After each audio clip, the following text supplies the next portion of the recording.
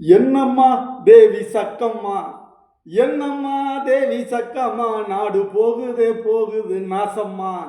இப்படியெல்லாம் பாடி தன்னுடைய வேட்பாளர்களை எல்லாம் அடமானம் வைத்துக்கொண்டு தான் என்னமோ யோக்கிய சீலன் மாதிரி பேசி திரிகின்றார்கள் சில கட்சிகள். அது யார் என்று தமிழ்நாட்டில் வாழும் சீமான்களே சீமாட்டிகளே உங்களுக்கு நன்றாக தெரியும்.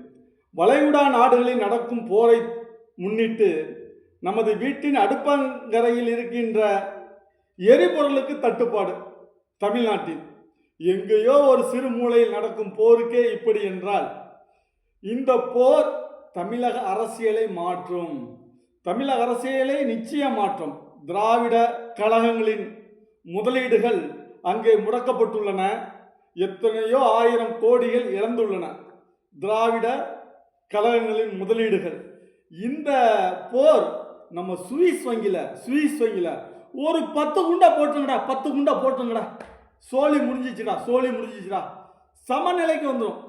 உலகமே பொருளாதாரத்தில் சமநிலைக்கு வந்துடும். எங்கே குண்டு போடும்னா நம்ம சுவிஸ் வங்கியிலே போடுங்க. டமால்னு ஒரு 10 குண்டை போடுங்க. தமிழ்நாட்டில் இருக்க அரசியல்வாதிகள் எல்லாம் பாதி பேர் நாண்டுட்டு செத்துருவான். தமிழ்நாட்டில் மட்டும் இல்லை, இந்தியா முழுக்க இல்லை, உலகம் முழுக்க உள்ள அரசியல்வாதிகள் செத்து போயிடுவாங்க. போடுது இந்த ஈரான் ஒரு சுவிஸ் வங்கிக்குள்ளால ஒரு 10 குண்டை அப்படி போட்டுட்டு சோழியை முடிச்சுட்டு போங்கடா, நல்லா இருப்பீங்கடா, நீங்கள் நல்லா வாழுவீங்க. ஆனால் வளைகுடா போரை முன்னிட்டு தமிழக அரசியலில் மிக பெரும் மாற்றம் நடக்க இருக்கிறது. எங்கேயோ ஒரு மூலையில் நடந்து கொண்டு இருக்கிறது என்று நீங்கள் நினைக்க வேண்டாம். இந்த திராவிட கட்சிகளின் முதலீடுகள் 6000 கோடி என்ன 6 லட்சம் கோடிகள் இழந்தாலும் நாங்கள் அப்படிதான்டா கொடுப்போம். மக்களுக்கு 5000 கொடுப்போம்டா, 10000 கொடுப்போம்டா ஒரு ஓட்டுக்கு. அதை வாங்கிக்கிட்டு நாய் பிஸ்கட்டை திங்கிற மாதிரி திங்கின்னுட்டு ஓட்டை போட்டுட்டு மரியாதையாக போகணும்.